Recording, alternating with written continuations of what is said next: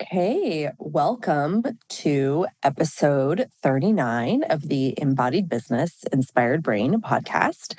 And we're going to be speaking about how to increase entrepreneurial capacity through embodiment. Once again, this idea is not coming straight from us. This idea comes from Alex Raymond, who just put on the Conscious Entrepreneur Summit and is the CEO of Kapta. So, as always, we love to start with what's in progress, what's in process. And Chantel, I can pass the baton or you can pass it back around. No, I can start. You did the intro. So, I am, well, like I said in the previous episode, I've been thinking a lot about the turning obstacles into opportunities that we just talked about. The work of Ryan Holiday, author of The Obstacle is the Way, and this Daily Stoic and the Daily Stoic Journal, and a new book called The Right Thing Right Now. And it has actually, I have had a very, very, very tough weekend with my prepubescent 10-and-a-half-year-old who demands to be called a preteen. And I have just been thinking, like, what is it that I have to learn? How can I turn this into an opportunity to have more meaningful conversations with her or communicate with her differently? And I'm just so aware of how triggered I am by her particular way of being and expressing herself right now, that I had this thought of, like, how I am feeling and how I am responding is not going to work. Like, I have got to change something, and it's got to happen now, because otherwise I'm going to die. I will probably die over the next, 5 to 10 years. So I am very aware of a different approach being needed. And it is so interesting to wrestle. I'm in the wrestling phase of wrestling with what feels right and important and necessary as a parent with what's actually going to work with, parenting her.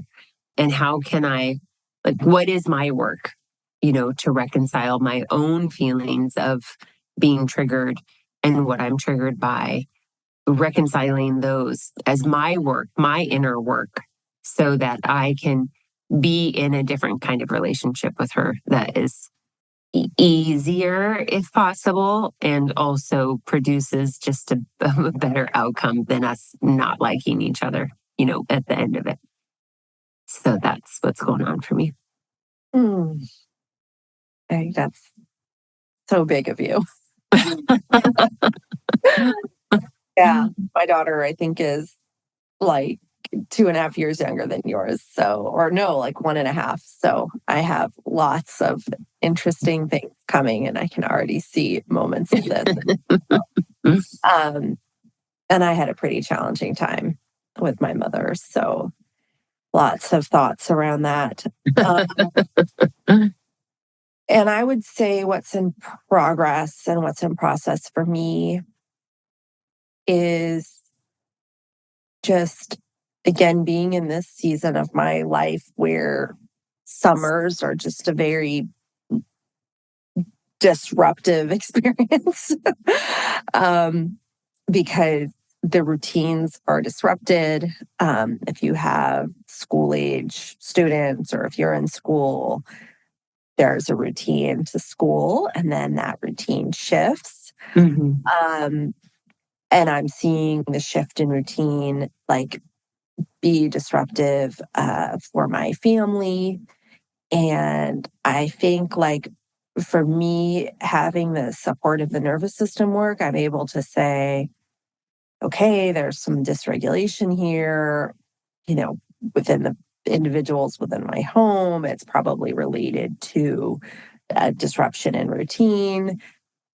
How can I bring as much regulation back? And what are those opportunities? And I think as you were speaking to, it's like, I just don't want you to have a positive outcome. I want you to have like some serious joy and fun.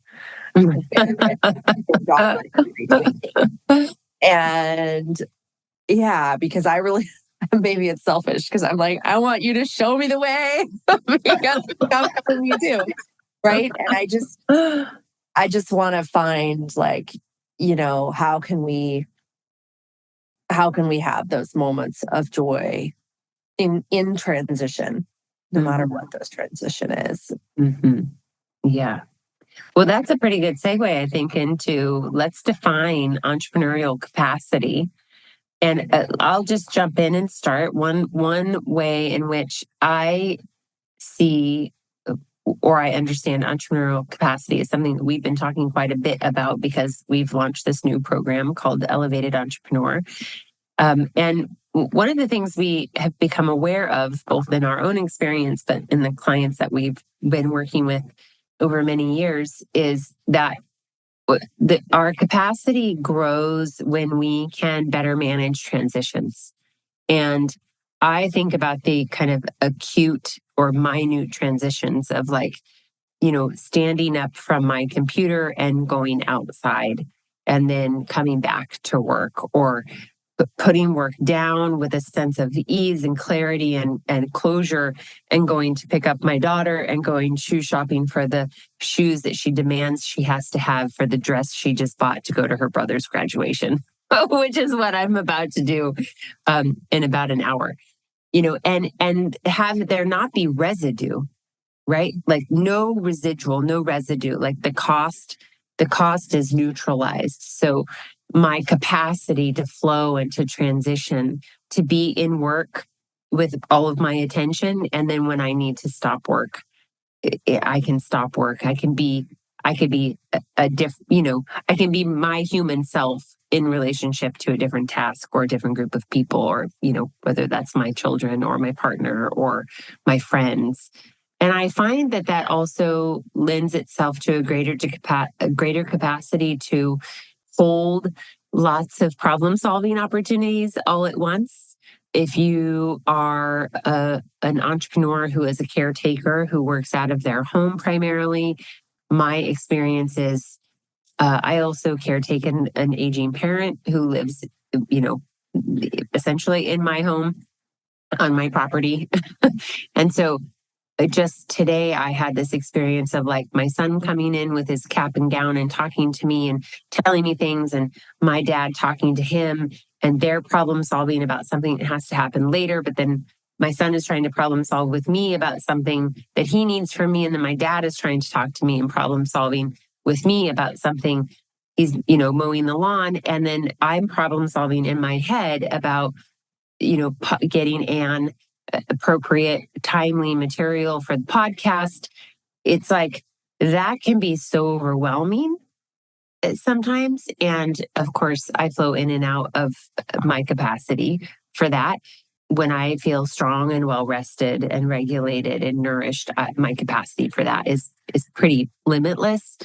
But I think that's an important piece. It's an important aspect of entrepreneurial capacity, that we can hold space for all aspects of our humanness in our lives with compassion, with empathy, with clarity, with creativity. I think that would be a big piece for me about what it means to have entrepreneurial capacity.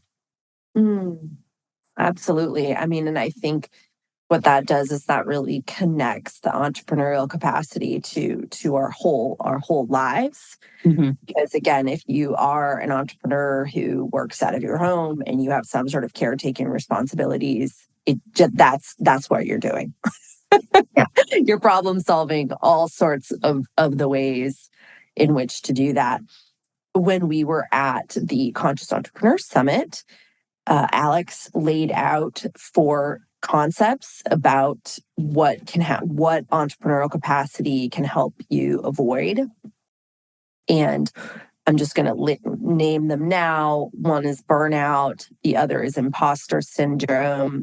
The other is upper limit. And then the other is struggle mindset. And so these can be your inner demons that can pull down your ability to have as much capacity as you need to live an entrepreneurial life. I know as a woman entrepreneur who does work out of her home and who does have caretaking on the agenda daily, is hearing other women entrepreneurs or other caretaker entrepreneurs speak about the need of having support with the caretaking piece, whether that's house cleaning, whether that's laundry service, whether that's food service. And thankfully, getting food is so much easier now than it used to be. I was sharing that with my parents who are not as cooking as frequently. And I'm like, you don't know how much things have changed, how so much food is pre-prepared nowadays. I just literally had that conversation yesterday. And so, just trying to normalize the ability just to go get some pre-made food. So the idea that these things are important, and how does our nervous system intersect them? So I'm curious, Chantel, if as we go through these four, which one do you want to look into first with the nervous system work and how they connect to that? Yeah, well, I want to be really clear. We're talking about embodiment. So, how to increase entrepreneurial capacity through embodiment. And sometimes you'll hear Anne and I slip into using nervous system health and embodiment kind of as the same thing. They are and they aren't, right? So, when we can become aware of how our nervous system is speaking to us, we become more embodied, right? We become aware of our constant unconscious physiological expression of our nervous system to say, you're safe, you're not safe, you're more safe, you're less safe. Now you're in life threat, right? It affects all of our systems. And as we become aware of that, we essentially become more embodied. But embodiment really is also like a leaning into or a greater reliance on the information that we get from our physicality, our physiology, our biology, because it's not just what is of value is not just from the neck up, right? The problem is that we think that we can intellectually move through the world only, or that thinking our way through a problem or an experience is the queen of how to do something. And the truth is, it's just not, right? There's just so much information that we ignore that comes from the body. And just for those of you who care and are nerdy about this and need a little bit of proof, your primary way of sensing safety is via your vagus nerve. And your vagus nerve is there's some language we use around it, which is that it's 80 to 90% afferent, which means it takes information from the body, information and signals from the gut, primarily gut, diaphragm, heart, lungs, and sends it to the brain and tells the brain what the hell's going on. So that's very different than most of the nerves in your nervous system, which are efferent, which take information from the brain and send it then to the organs and to the rest of the body. So we literally are a sensing being. We're sensing. Our nervous system is sensing, our gut is responding. That's your gut response. That's your intuition. And it's happening before cognition. And so there is a real problem, at least in my mind, and I think our minds, if you are ignoring this powerful information system and only relying on your intellect. And by the way, your mind is usually lying to you. You're super smart, I'm sure. We're all super smart. We're all very capable. And we all have habits of thinking and specific ways of thinking. And if we're only relying on the way our brains have always worked and thought, we're basically we're cutting ourselves off from a lot of opportunity. So the idea is that through a more embodied approach, through listening to our body, learning how to listen, learning how to respond, we actually can get a lot further. We can gain a lot of ground. We can get different information that's deeply wise and informing, that is sometimes at odds with our intellect, and often refreshingly, able to propel us in a new direction that just thinking about something would never get us to. And so But just want to stop there and see if you want to add anything to that, and any clarifying about the embodiment piece. No, that was great. Okay, excellent. So I'm going to talk about, I think the thing I'm most curious about on this list is the upper limiting. And this is a concept that comes from Gay Hendricks in his book called The Big Leap. And it's essentially that every human being, he postulates that every human being has a ceiling in the amount of joy or happiness that they can experience. And when we reach that ceiling, we do something unconsciously to put us back down into experiencing less joy. And I think what was very interesting to me as I was listening to Alex talk about this, and I was thinking about it over the course of the 2 days, is that when we are able to like throw open the door of information that comes from our body, we are able to perceive ourselves in a different way, in a new way. And so, whereas when we get stuck in our upper limiting, we might not notice it intellectually. We might not think about it. It's a habit of being that we're very comfortable with. And what's so fascinating to me always is that being uncomfortable often feels safer. And so we will often choose to return to a lack of comfort or even pain or suffering because it's familiar.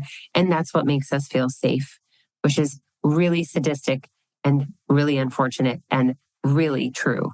And so, but if we start to, we open the door to a different avenue of information, which is the information that comes from a fully embodied or even partially embodied experience, we can start to disrupt the thinking. We can disrupt the habit of mind and the patterning of thinking so that it's like we have a different way of tuning in and attuning to happiness and joy that's not just coming from, I'm so comfortable being uncomfortable, but we can tap into the experience of contentment or happiness or joy in our body. And it's almost like we get to bypass the thinking, or the bypass or disrupt. I love this word for this. Like we get to disrupt the pattern of just returning to what's uncomfortable. But if you don't ever have a different way of experiencing yourself, the likelihood that you're going to get past your upper limit problem is quite low. In my opinion, it's lower, right? You're not optimizing your chances for continuing to expand joy. And if you have listened to this podcast at all, several episodes we talk about expanding joy, and we've been talking about that recently. So check that out if you haven't heard us talk about that. But it seems real relevant for this particular topic. Absolutely. So, and I love how with this upper limit challenge, it's like, I think when Gay Hendricks posits it, it's like, hey, you could get sick or your dishwasher breaks or like something happens which creates a big story about how you cannot achieve this next level of success. Yeah. And as entrepreneurs, like, hey, we're going for the next achievement. We're going for the next success. And we can get stymied. And I think for me, the nervous system has this opportunity, like you mentioned, of disrupting it, because for me, like I'll bring it back to my experience with persistent pain, which comes on and off throughout my life. And I noticed that persistent pain is a signal that my body is telling me, and it's not always the same as that I've done tissue damage or physical harm to my body, but it is my body's very deep groove of getting me to sit up and pay attention, because I will to that. But frequently I will tune out the signals that my body might be sending me, because I am so driven to get the next task done or achieve the next thing, or it just feels easier than stopping. Like stopping is sometimes challenging for me. And so this upper limit with nervous system work, I think the nervous system work just allows us more opportunities to say, oh, well, what's that earlier signal? Because it's all about, at least from the healthcare or health perspective, how early can you catch something? So how early can you catch the dysregulation? Yeah. Before it becomes like a roar and you can just hear it when it's like a little chirp. And That's for me that I have found to be very helpful. Because I would say for me personally, my upper limit is usually like persistent pain will creep in when I think I reach an upper limit. I think other things can, but I think like that groove is so deep and I'm working to smooth it out within my brain pathways that it's just my body's way of saying like, hey, nope. Or, what's this? So what else can I listen to? And like, so an example is me being able to even articulate this and have the story of this that is different from the story of, oh, here it comes again. What did I do wrong? Now I can't pursue what I want to pursue because I have to attend to this. Yeah, you're liking this. Yeah. Well, I have thought about this a lot, and I don't know, we want to spend a little time on these other four other three things, but I have often wondered, like, I don't really like, it's not like a woo-woo, right? Like, magically your hip starts to hurt or magically your dishwasher breaks. In my mind, it's like, it's not what happens, it's your relationship to what happens. So I love what you're saying. It's like you could go through this story mindset, this deck of cards of stories that you have about persistent pain. That's what suppresses the upper limit, right? That's what suppresses joy. It's how you're attending, how you're perceiving, how you're interacting. Whereas your dishwasher could break down, your car could break down, and you could have persistent pain. And if you were just so confident in your ability to experience joy, none of that would derail you, right? So it's like, again, capacity. How do we increase our capacity? Not just for entrepreneurship, but how do we increase our capacity for joy? Let's talk about struggle mindset. And you'll have to kick this one off because I'm having a hard time remembering exactly the context of. Oh, I love this because a couple of people stood up and spoke about it. It's this, and I kept hearing this. I do remember this. Yeah, the conversation. People are fetishizing. I hope I'm saying that. Suffering. It's this struggle, like, hey, it's so hard. I mean, it almost made me think it's not worth it if it's not hard. Right. Positing. Yes. And it almost made me think of like when you hear stories about people becoming a doctor or being in a hard profession and like, oh, it's really hard and you got to put your time in. And if it was this hard for me in my residency, so it's going to be this hard for you. And like, that's how hard it is. Patient care be damned because it's a struggle. And if you can prove that you do the struggle, right? Like that's the story that I've heard from people within the industry sometimes, or in the articles I've read and things like that about that. So, and then in entrepreneurship, it's like, well, if it's not hard, then it's not worthy. And I have some notes here, like life is valuable because of struggle. I can't allow things to be easy. If it's not hard, it's not worthwhile. So these are some of the terms that Alex was saying that was coming up. And I think some other people in the audience were describing about this challenge of struggle and how it can be very baked into our entrepreneurial mindset and how if you're stuck here. So I'm thinking in relationship to the nervous system work, this sense of struggle, it's an example, I think, of struggle feeling safe because it's familiar, but is the struggle really serving you and your family? Like, is it really that great for you to be struggling and stressing over work when you need to actually close your computer and go buy your daughter shoes? Just right? Like, how do we let go of that struggle mindset? because it's not serving us, and how does our nervous system relate to that struggle mindset? Yeah. Yeah. And how do we self-sabotage, right? And keep ourselves in the struggle and the suffering? I think the upper limiting and the struggle mindset are very connected, in my thinking.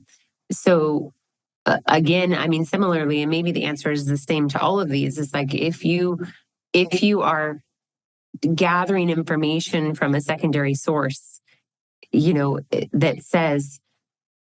that is giving you different information that's like, oh, I actually feel sick to my stomach and I get headaches and my joints ache when I am in this struggle mindset. Like I can feel my body going into this place. And what I know is the repercussions and consequences of that are, I will just, my imposter syndrome will increase, right? My likelihood of burnout will increase. Like I think these things are all really linked. And to me, what it comes down to is how can we listen to the signals in a different way? Do you want to move on to burnout or do you have more about struggle mindset? I think burnout or imposter syndrome. I'm ready to move on. Okay. Yeah, I think for me, burnout in relationship to embodiment is so if you've experienced burnout, you can leverage your embodied experience to catch it before it gets hold of you. And feeling the disharmony in your body, in your systems, in your digestion, in the way your heart rate variance, in your arousal response, right? Your reproductive system, your hormonal system, your endocrine system, like becoming keenly aware of how your body is expressing itself in times of stress is not only, I think, the key to preventing burnout, it's the key to preventing disease. And so, dis-ease and disease, right? Illness.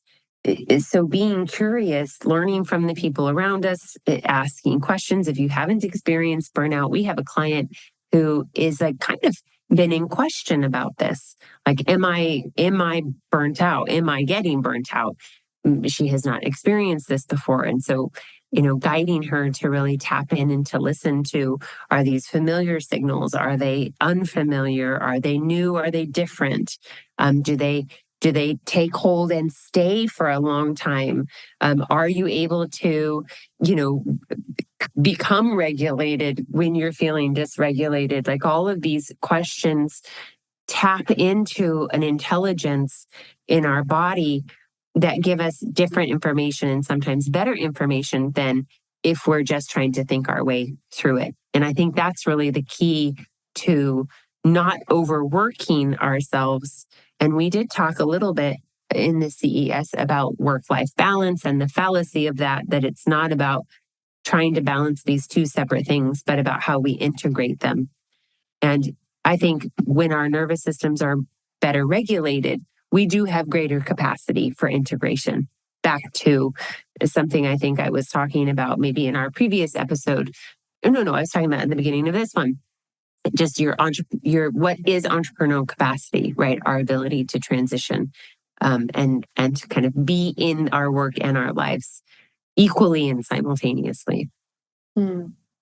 Absolutely. And if you're just like wondering how you might see burnout in yourself through the entrepreneurial capacity, a couple of the ideas that he put out there, Alex, was that you're exhausted physically, mentally, or spiritually, that you might fall into cynicism, does not give a fuck, and that you're just no longer effective in your role.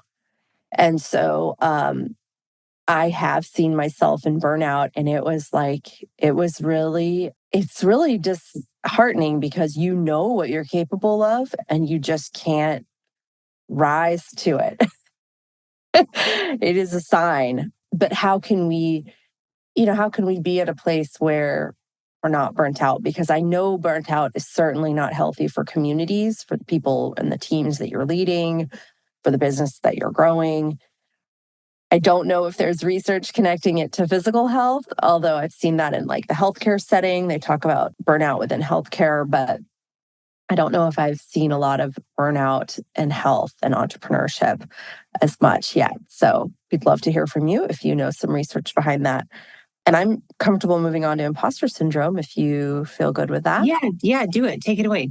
So the imposter syndrome is some of the notes I took down was making up stories that our accomplishments, that your accomplishments didn't matter.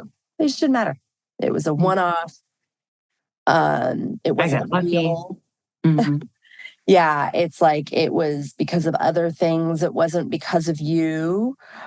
And imposter syndrome, what you want to do to really kind of reconfigure this is asking yourself, well, is that really true? That's a question I think we got from the work of Byron Katie, or that I've heard from that. Is it true? Is it true that all your accomplishments were just flukes? Or just accidents that really had nothing to do with your strategy and your thoughts and your energy?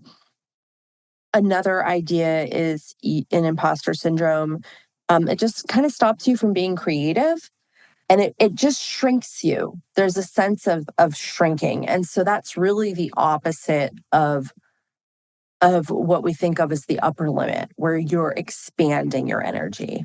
And imposter syndrome is a real shrinking of your energy and your ability to be creative. And you're less effective as well. Yeah.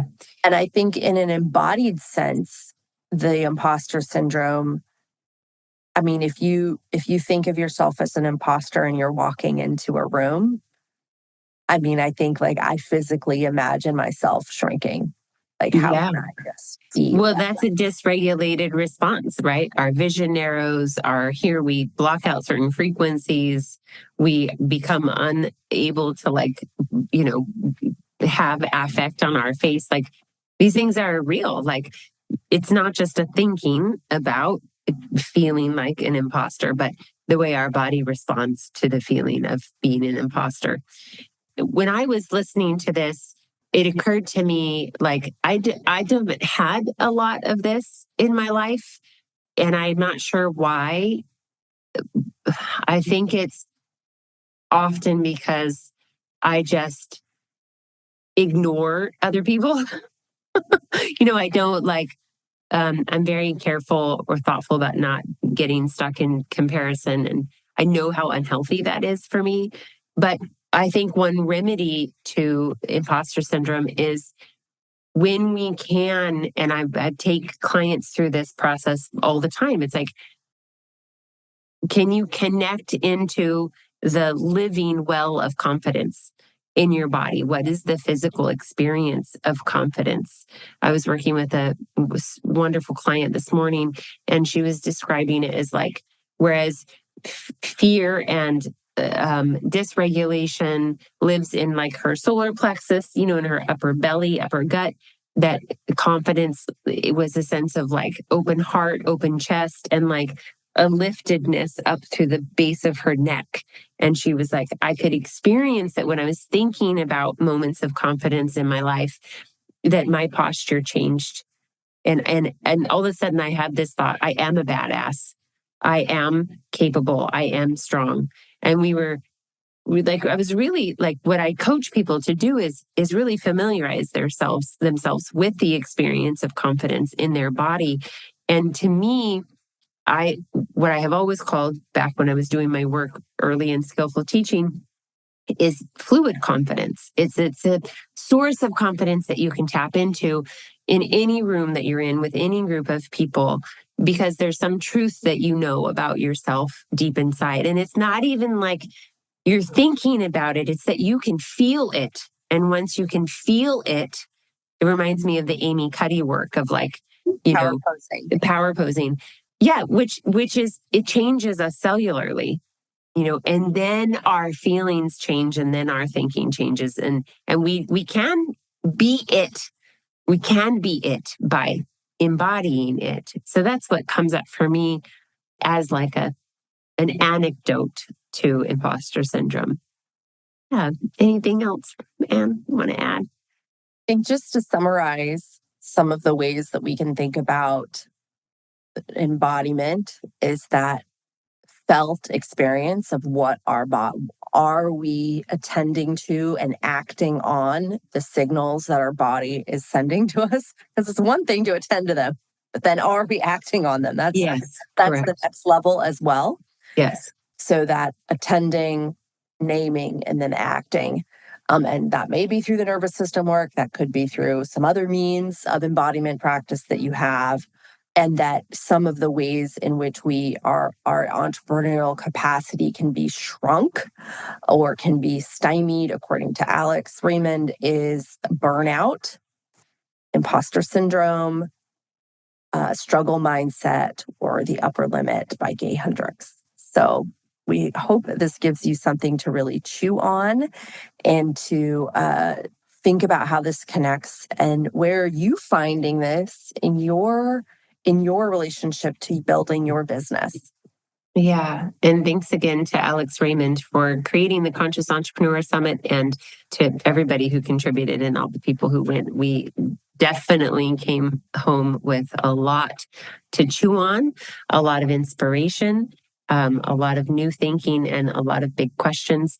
And as always, we'll link to any relevant resources in the show notes.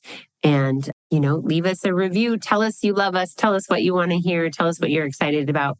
And we'll just keep on doing our work, our good work. And we'll see you next time. Thanks, Anne. Thank you.